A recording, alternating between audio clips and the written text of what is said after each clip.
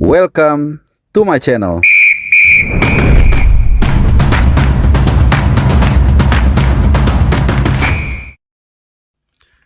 Halo, salam sehat teman-teman semua. Kembali lagi kita akan mengulik soal komposisi tim nasional Indonesia. Seperti yang kalian semua sudah tahu, kita kembali kedatangan 3 pemain naturalisasi. Ada penjaga gawang Emil Audero Mulyadi, kemudian ada Dean James, dan juga ada Joy Pelupesi. Walaupun memang masih dalam proses untuk perampungan dokumen dan lain-lain, ini agak cukup panjang prosesnya, dan kita berharap mereka semua sudah bisa selesai pas tanggal 10 Maret ya, karena itu adalah deadline untuk menyetor 23 nama untuk timnas yang akan menghadapi Australia dan juga Bahrain tanggal 20 dan 25 Maret di kualifikasi Piala Dunia. Nah, sebelum kita bahas soal buang kiri ya, soal para pemain yang beroperasi di sisi kiri, gue mau kembali mengingatkan kalian dan juga minta bantuan kalian untuk menghalau spam judul ya, dimana salah satu cara yang gue lakukan adalah memblok nama mereka, kemudian juga meremove, tapi itu kan juga nggak cukup. Nah, salah satu yang gue coba adalah dengan mengajak engagement kalian agar lebih tinggi lagi untuk menenggelamkan lah spam judul mereka, yaitu ini dia. Tentu ada rewardnya buat kalian.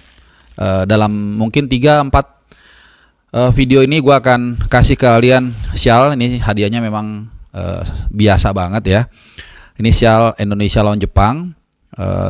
Per video nanti gue kasih satu, termasuk di video kali ini. Dan nanti kalian ke teknisnya seperti apa nanti setelah penjabaran soal para pemain back kiri yang akan gue sajikan ya. Nanti di akhir video ini gue akan kasih pertanyaannya buat kalian. Oke, langsung aja ya. Jadi dengan kehadiran 3 pemain tadi yang sudah gue sebutkan di awal, gue fokus ke Dean James. Ini pemain yang posisinya semakin membuat persaingan ya di sisi kiri pertahanan Indonesia ini semakin ketat, karena di sana sudah ada sebenarnya boleh dikatakan 5-6 ya. Ada Kelvin Verdong, kemudian ada Sven Patinama, kemudian ada lagi Pratama Arhan, lalu ada Justin Hapner yang juga kerap bermain di left back bersama Wolves Under 21, lalu juga ada siapa lagi ya, Kevin Dix juga bisa main di sana, siapa lagi, bahkan Donny Tree juga kalau mau dimasukin, meskipun mungkin dia ada di urutan terakhir secara kemampuan, tapi ya itu tadi banyak pilihan yang luar biasa. Nah, gue akan bedah satu persatu dari Magnificent Seven ini seperti apa, dan nanti gue akan berikan opini juga ya, kalau menurut gue siapa yang paling pantas, katakanlah 3 pemain yang dipanggil oleh Patrick Kluivert untuk menghadapi Australia dan Bahrain nanti. Dan kalian juga boleh berpendapat tentunya seperti biasa ya. Oke, gue mulai mungkin dari yang paling biasa-biasa. Dalam arti bukan biasa bagaimana ya. Jangan langsung ditranslatekan biasa-biasa, tapi artinya nggak banyak yang dibahas begitu. Seperti Kelvin Verdong, gue rasa kita semua sudah tahu lah kemampuannya seperti apa, kapasitas seperti apa, dan hampir pasti, atau kalau nggak mau dibilang pasti, dipanggil ke Australia dan juga menghadapi Bahrain nanti ya, kecuali cedera. Meskipun ada satu catatan yang mesti kita ingat, Kelvin Verdong ini sudah mengantongi kartu kuning. Jadi cukup riskan juga nih kalau misalnya dia dapat kartu kuning saat menghadapi Australia, maka dipastikan dia absen lawan Bahrain. Itu ya. Jadi di Nijmegen dia tampil sangat konsisten. Musim ini juga sudah mencetak 1 gol dan hampir selalu dimainkan. Kalaupun gak dimainkan lebih kepada situasional. Misalnya habis bela timnas dia mungkin masih lelah, kemudian dicadangin. Itu pun kadang-kadang gak dicadangin ya. Kadang-kadang main full, bahkan ataupun main 45 menit gitu ya. Jadi Kelvin Verdong udah firm di situ. Kemudian yang berikutnya mungkin Sven Patinama. Nah, Sven Patinama ini agak terancam juga dengan kedatangan Dean James ya. Jadi menarik, kita akan bahas. Dan penampilannya juga sebenarnya gini, musim ini dia cukup baik ya. Walaupun dia bermain di Challenger Pro League, ini kasta kedua sepak bola Liga Profesional Belgia, tapi lumayan lah. Ini yang paling penting selalu gue tekankan kalau buat gue ya, filosofinya mendingan main di klub yang agak kecil atau turun level tapi rutin daripada ya cuman duduk tapi di klub besar. Nah, bersama AS Eupen musim ini dia sudah main sebanyak 15 kali, dan meskipun dalam 2025 ini, jadi nanti akan gue banyak gue tarik ke performa dalam 2 bulan terakhir ini selama 2025. Nah, kalau kita lihat selama 2025 ini dia itu main gak gitu. Jadi kalau kita hitung-hitung nih dia main sebagai starter itu hanya satu kali starter ya. Meskipun dari bangku cadangan dia main sebanyak 3 kali gitu ya. Jadi total musim ini tahun 2025 ini dia main sebanyak 4 kali. Memang ada dia 2 kali absen gara-gara kena kartu merah gitu. Jadi nggak cadangan mati juga, nggak seperti Nathan Choaon atau seperti Marcelino Ferdinand, tapi juga nggak serutin jauh daripada Calvin Verdong gitu. Ya lumayan lah, masih oke.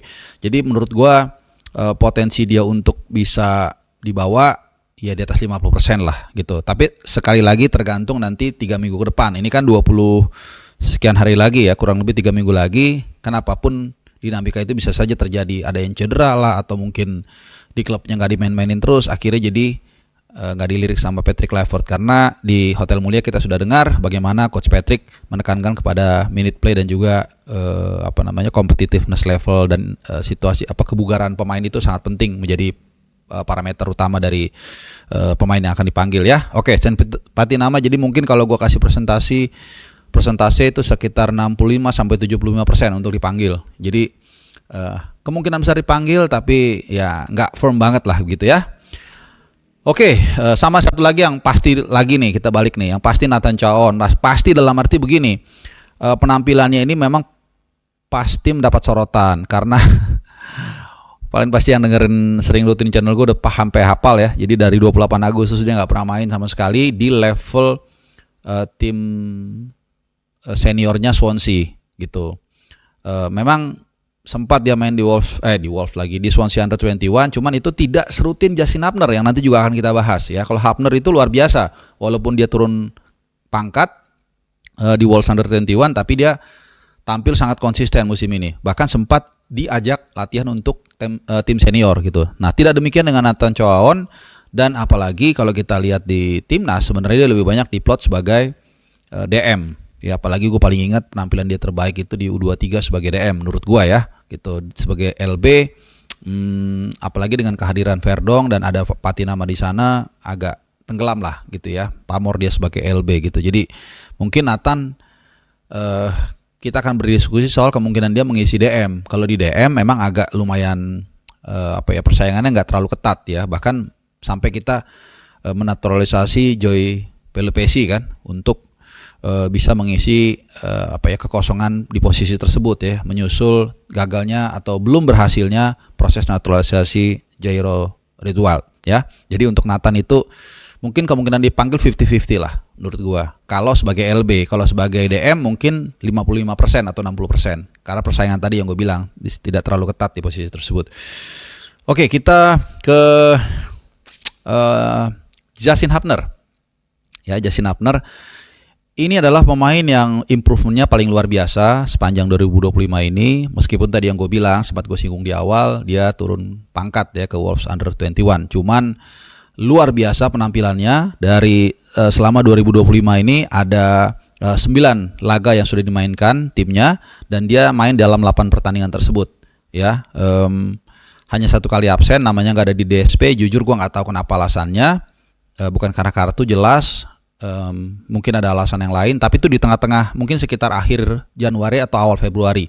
Jadi namanya nggak di DSP 1 pertandingan, tapi kemudian dia balik lagi langsung starter 4 kali. Jadi 4 starter, absen sekali, 4 lagi starter, dan setahu gue hampir selalu main full, nggak pernah digantikan gitu. Dan sempat cetak gol juga ya, dia 1 gol, luar biasa. Jadi selama 2025 ini, dan dia main dalam beberapa posisi yang memang buang tengah ke kiri lah gitu, CB tengah, CB kiri, LB gitu. Jadi tetap dia punya potensi untuk bermain sebagai LB walaupun kecil kemungkinannya gitu. Dan jangan lupa dia juga bisa bermain sebagai DM ya. Jadi itu Justin Hapner. Kalau secara performa bagus, cuman satu lagi dia nggak bisa main lawan Australia karena mengantongi kartu merah ya pas pertandingan lawan Arab Saudi. Jadi dia kemungkinan akan available masuk DSP saat kita menghadapi Bahrain tanggal 25 Maret. Meskipun dari informasi terakhir dia tetap akan disertakan atau dibawa ke Australia, ke Sydney bersama dengan Ragnar juga yang memang tidak bisa tampil untuk ya adaptasi, untuk aklimatisasi karena mereka sudah lama tidak saling bertemu. Bahkan ada nanti kalau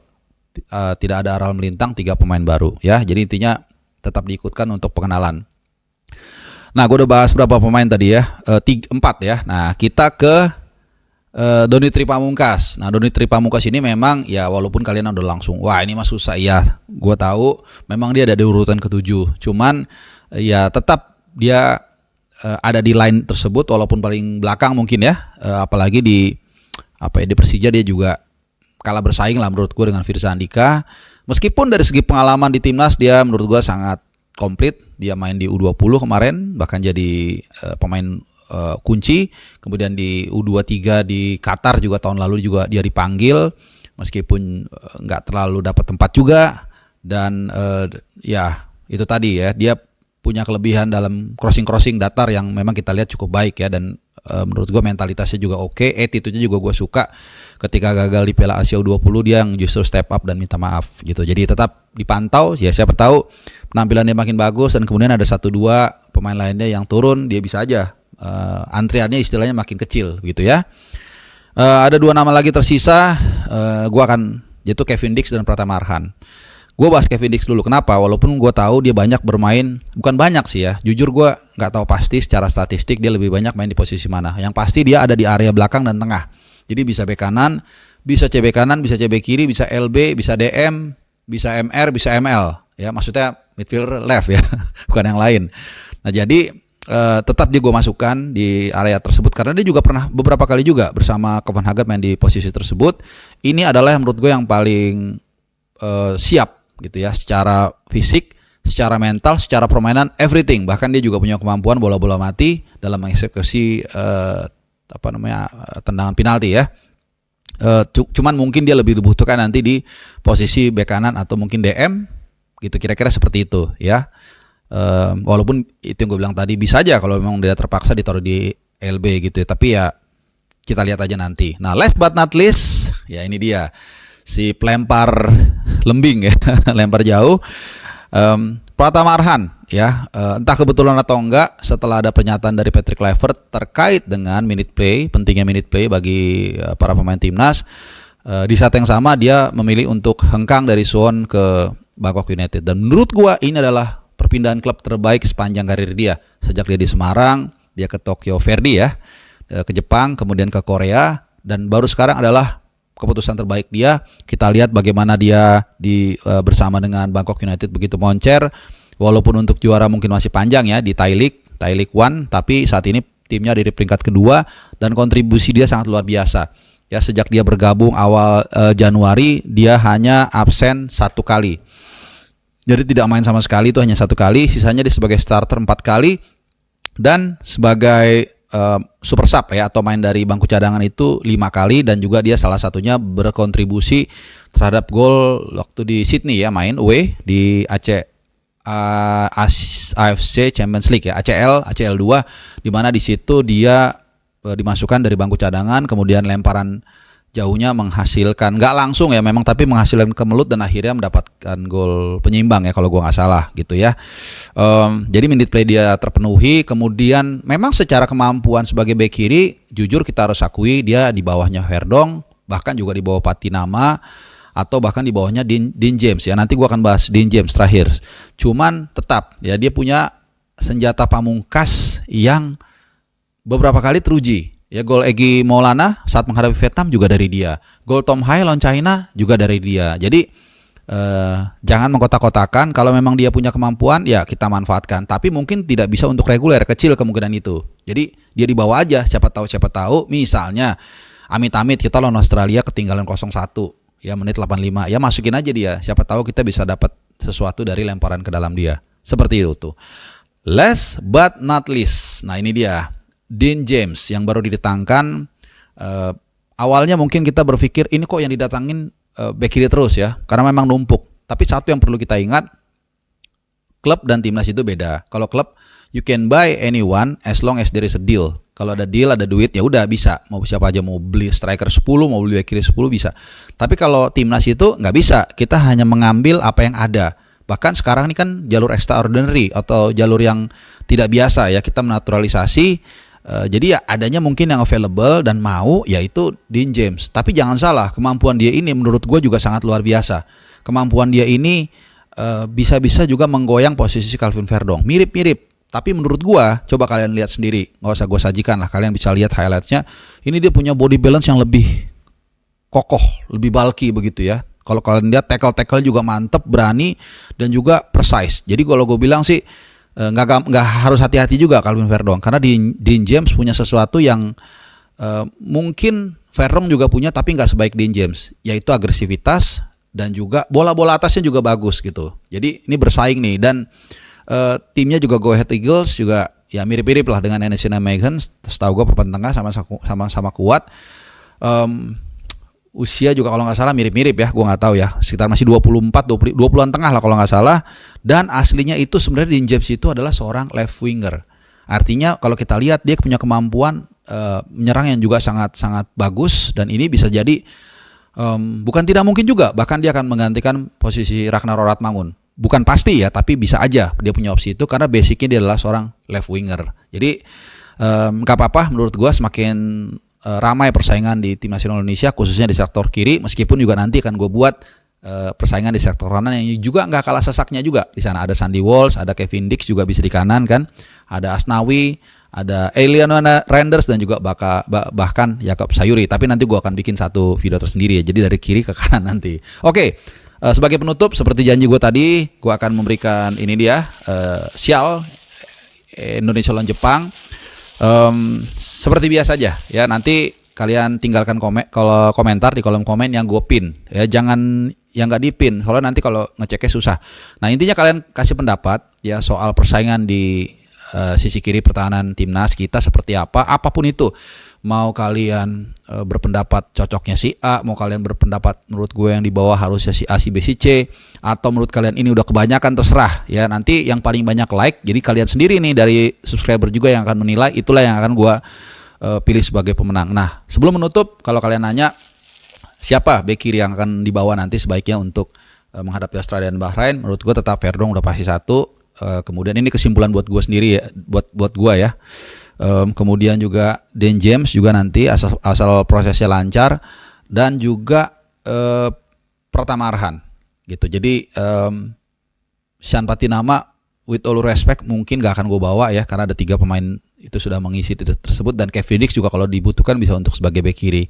Jadi kalian sekali lagi silakan, kalian pasti punya sudut pandang yang berbeda atau mungkin sama, silakan tinggalkan komen. Sekaligus ini yang gue bilang tadi untuk mengurangi spam judul kalau kalian banyak ikut engagement di kolom komentar. Oke teman-teman semua, terima kasih. Itulah paparan dari gue terkait dengan timnas buang kiri. Semoga bermanfaat. Terima kasih dan sehat selalu. Adios.